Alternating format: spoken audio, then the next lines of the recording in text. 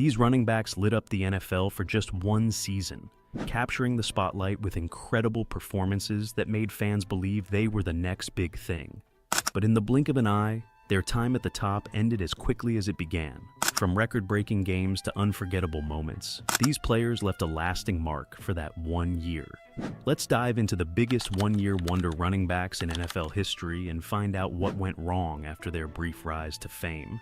Now, let's talk about Peyton Hillis, whose 2010 season remains one of the most surprising in NFL history. If you're enjoying the video so far, don't forget to hit the like button and subscribe. It really helps. And since it's just me working on these videos, your support means the world. Peyton Hillis's 2010 season with the Cleveland Browns is one of the most unforgettable one-year wonders in NFL history. Hillis between the tackles, nice hole for Peyton Hillis.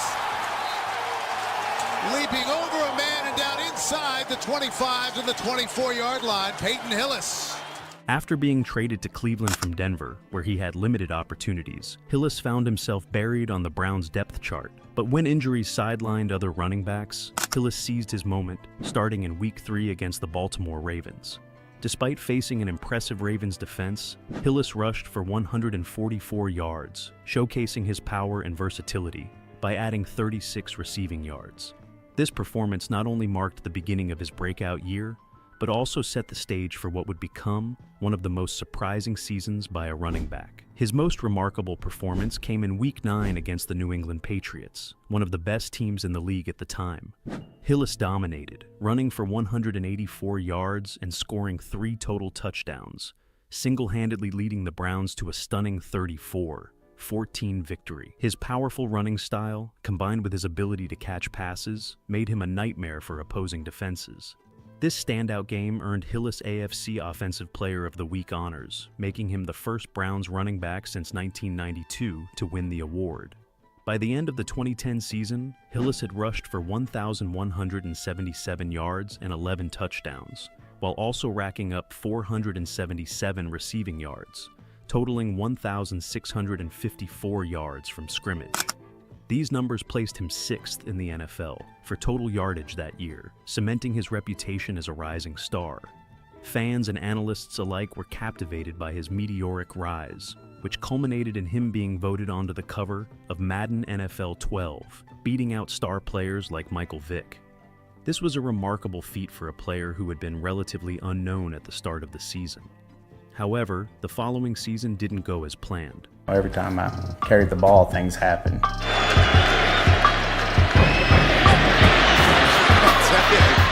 This Hillis is a runaway train, he said. Hillis struggled with injuries and contract disputes, and he was never able to recapture the form that had made him a breakout star. His production plummeted, and after a series of moves to different teams, his career slowly faded. Despite this, Hillis's 2010 season remains a defining moment in NFL history, showcasing how quickly a player can rise to fame and how just as quickly it can disappear. Steve Slayton's rookie season in 2008 with the Houston Texans was a breath of fresh air for a team that had long struggled with its running game. Drafted in the 3rd round, Slayton wasn't expected to be the team's star, but after injuries to other players, he was thrust into the starting role. Slayton quickly showcased his ability to not only run the ball, but also contribute as a receiver, making him a dual threat out of the backfield. History did Houston. Steve Slayton capping off that run. The 3rd time this year, the Lions have been trailing 21-0 in a game. Think about that. Like you were During his rookie season, Slayton rushed for 1,282 yards and scored 9 touchdowns, leading all rookies in rushing yards. His ability to break away from defenders with his speed and make plays in the open field made him an instant fan favorite in Houston. Slayton wasn't just effective on the ground. He also caught 50 passes for 377 yards, providing crucial support to the Texans' passing game. His most notable performances came against tough defenses, including the Minnesota Vikings, where he rushed for over 100 yards, and the Green Bay Packers, where he tallied a career-high 120 rushing yards to help lead his team to victory. By the end of the season, Slayton had established himself as one of the NFL's top rookie running backs. Unfortunately, Slayton's career took a steep downturn after his rookie campaign. His second season in 2009 was marred by fumbling issues, which quickly became a serious problem. Slayton fumbled 7 times, losing 5 of them to the opposing team. These errors cost him significant playing time, and by mid-season, the Texans benched him for the remainder of a game due to his struggles holding onto the ball. Despite still showing flashes of his rookie brilliance in the passing game, where he was on pace to surpass his receiving totals from the previous year, Slayton was unable to regain the trust of the coaching staff. To make matters worse, Slayton's 2009 season ended early due to a neck injury, which required surgery and severely impacted his ability to perform at the highest level. The Texans, concerned about his future, drafted another running back, Ben Tate, in 2010. Slayton never fully recovered from his injury or fumbling issues, and by the 2010 season, he was largely phased out of the Texans' plans. His once promising career quickly faded, making him one of the NFL's most remarkable one-year wonders.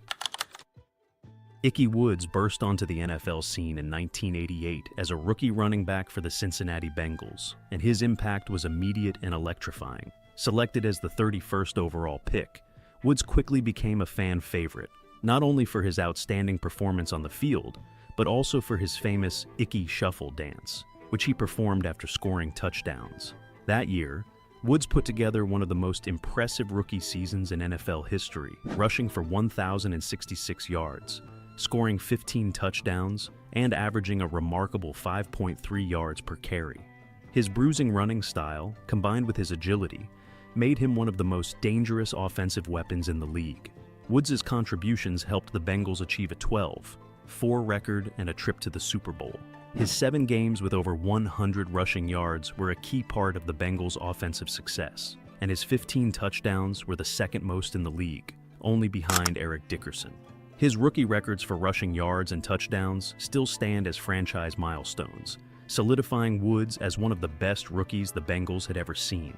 As the Bengals entered the playoffs, Woods showed no signs of slowing down. His dominant performances helped the team march through the postseason, and in the AFC Championship game, he was a standout.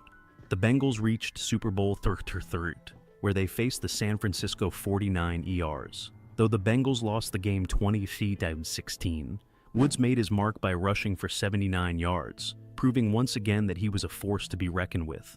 However, Woods' bright career was tragically cut short just as it was taking off. In the second game of the 1989 season, he tore his ACL, an injury that sidelined him for the rest of the year. At the time, ACL injuries were far more difficult to recover from than they are today, and Woods struggled to regain his former explosiveness. Despite a brief return in 1990 where he shared carries with other backs, Woods was never able to reclaim his starting role.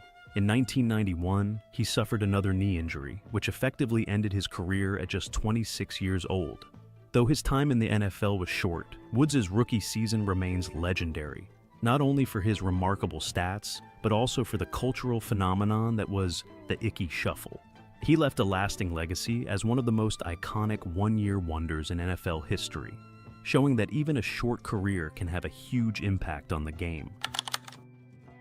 Robert Edwards' story is one of triumph and heartbreak, a tale of a rising star whose career was derailed by a freak injury.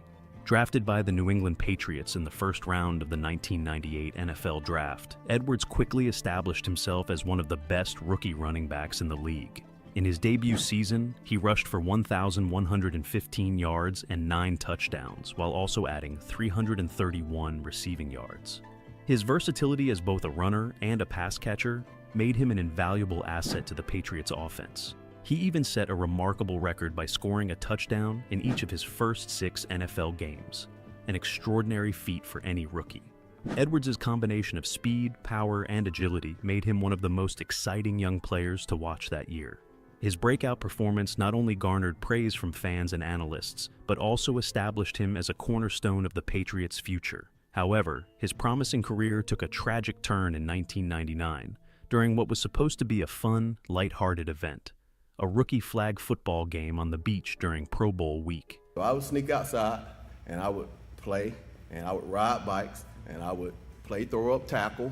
I would play basketball in the yard. I would do everything that a normal kid is supposed to do, regardless of what the doctors told me or told my parents. Nevertheless, my parents never told me this information. In an attempt to make a play, Edwards suffered a catastrophic knee injury, tearing multiple ligaments and almost losing his leg to amputation. The injury was so severe that doctors initially feared he might never walk again, let alone return to football. For the next 3 years, Edwards underwent extensive rehabilitation. His road to recovery was long and grueling, with many doubting whether he would ever play football again. But Edwards refused to give up. Against all odds, he made an incredible return to the NFL in 2002 with the Miami Dolphins. In his first game back, he scored 2 touchdowns, 1 rushing and 1 receiving, proving to everyone that his passion for the game remained intact. Despite this heroic comeback, Edwards' time in the NFL was short-lived. He finished the 2002 season sharing third down duties, but was released by the Dolphins after the season, marking the end of his NFL career. While his NFL career may have been brief, Edwards found success in the Canadian Football League, CFL. He joined the Montreal Alouettes in 2005, where he enjoyed a resurgence, rushing for over 1,000 yards in each of his first 2 seasons and earning back-to-back CFL Eastern Division All-Star honors. Edwards' stint in the CFL allowed him to extend his football career and leave the game on his own terms, something many athletes who suffer devastating injuries never get to experience. Despite the abrupt end to his NFL career, Edwards' resilience and determination left a lasting legacy. His comeback earned him the Pro Football Writers Association's Halas Award, given to the NFL player who demonstrates the most courage. Edwards' story is a powerful reminder of the fragility of athletic careers and the strength of the human spirit. Though he may not have had the long NFL career many expected, his perseverance in the face of adversity is what truly defines his legacy. Rashaan Salaam's football career began with immense promise, but ended in tragedy. After a historic 1994 season at the University of Colorado, where he rushed for 2,055 yards and 24 touchdowns, Salaam won the prestigious Heisman Trophy, cementing himself as one of college football's greats. He became only the 4th player in NCAA history to surpass the 2,000 yard mark in a single season, leading Colorado to an 11-1 record and a number 3 national ranking. His strength, speed, and ability to dominate on the field made him a top prospect for the NFL. In 1995, Salaam was drafted by the Chicago Bears with the 21st overall pick. His rookie season showed glimpses of his potential as he rushed for 1,074 yards and 10 touchdowns, earning NFC Rookie of the Year honors. Fans and analysts alike were optimistic about his future in the NFL. Unfortunately, Salaam's career took a downward turn after his rookie season. Struggles with injuries, off-field issues, and a lack of discipline, including marijuana use, contributed to his rapid decline. By 1997, Salaam had managed only 608 yards over 2 seasons, and by 1999, he was out of the NFL. Salaam's departure from professional football was not only due to injuries, but also to the immense pressure and expectations that came with winning the Heisman Trophy. He later admitted that the burden of being a Heisman winner was difficult for him to handle, saying that he wished he had never won the award. His struggles went beyond football, as he battled personal demons and bouts of depression. Tragically, Salaam's life ended in 2016 when he took his own life at the age of 42. He was found in a park in Boulder, Colorado, not far from where he had achieved college football stardom. His family suspected that Salaam may have been suffering from chronic traumatic encephalopathy, CTE, a degenerative brain disease often associated with athletes who experience repeated head trauma. However, they declined to have his brain tested after his death. Despite the tragic end to his life and career, Salaam remains an unforgettable figure in the history of college football. His 1994 season stands as one of the greatest individual achievements in the sport, and his story serves as a reminder of the tremendous pressures faced by professional athletes. Derek Anderson's 2007 season with the Cleveland Browns remains one of the most memorable one-year wonders in NFL history. Before that breakout year, Anderson was relatively unknown, having been drafted by the Baltimore Ravens in the 6th round of the 2005 NFL Draft. After being waived by the Ravens, he was picked up by the Cleveland Browns, where he spent time as a backup before getting his chance to start in 2007.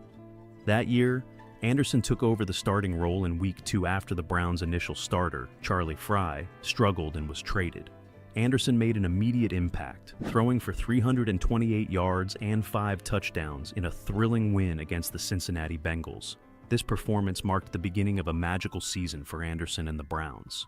Over the course of the season, Anderson threw for 3,787 yards and 29 touchdowns, ranking him 5th in the NFL in touchdown passes that year. His strong arm and connection with wide receiver Braylon Edwards were key factors in the Browns finishing with a 10-6 record, their best season in recent memory. Anderson's 2007 season earned him a spot in the Pro Bowl, and for a brief moment, it seemed like he was poised to be the Browns' long-term solution at quarterback. However, things quickly unraveled. In the seasons following his breakout year, Anderson struggled with injuries and inconsistent play. He threw just 16 touchdowns and 21 interceptions over the next 2 seasons.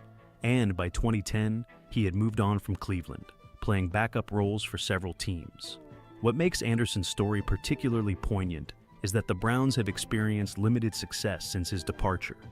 The 2007 season remains one of the few bright spots for the franchise, which has otherwise struggled to find consistent quarterback play. Anderson's brief moment in the spotlight is a reminder of how unpredictable football can be. One year, a player can be at the top of the league, and the next, they can fade into obscurity. Though Anderson's career never reached the same heights after 2007, his season remains a cherished memory for Browns fans, who continue to look back on that year as a rare moment of success. Today, Anderson's legacy in Cleveland is that of a one-year wonder, a quarterback who, for a short time, gave the franchise and its fans hope for a brighter future. Rex Grossman's career is a tale of highs and lows, with his 2006 season being the peak of his NFL journey. Drafted by the Chicago Bears in the first round of the 2003 NFL Draft, Grossman spent his early years battling injuries and inconsistent play.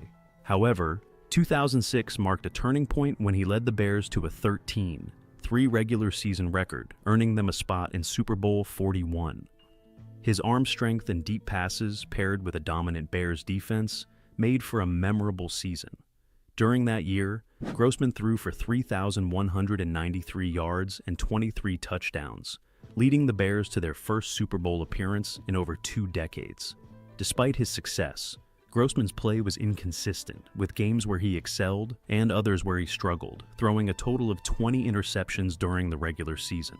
This inconsistency became more evident during the playoffs and, ultimately, in the Super Bowl itself. In the rain-soaked Super Bowl 41, Grossman threw 2 interceptions, and the Bears lost to the Indianapolis Colts 29-17, ending their Cinderella run. Following the 2006 season, Grossman's performance declined sharply. Injuries and erratic play led to his benching, and by 2009, he had moved on to backup roles with other teams, including the Washington Redskins. Though his NFL career never reached the same heights again, Grossman's 2006 season remains one of the most unforgettable moments for Bears fans, as he helped bring their team to the brink of glory. Despite the ups and downs, Grossman's impact on Chicago's 2006 season stands out as a prime example of how a quarterback can rise to prominence, even if only briefly. His legacy, though marked by inconsistency, remains significant for Bears fans and the city of Chicago. Thanks for watching. If you enjoyed learning about these one-year wonder running backs, please like the video and subscribe. It really helps, especially since this is a one-person project. Your support keeps the channel going.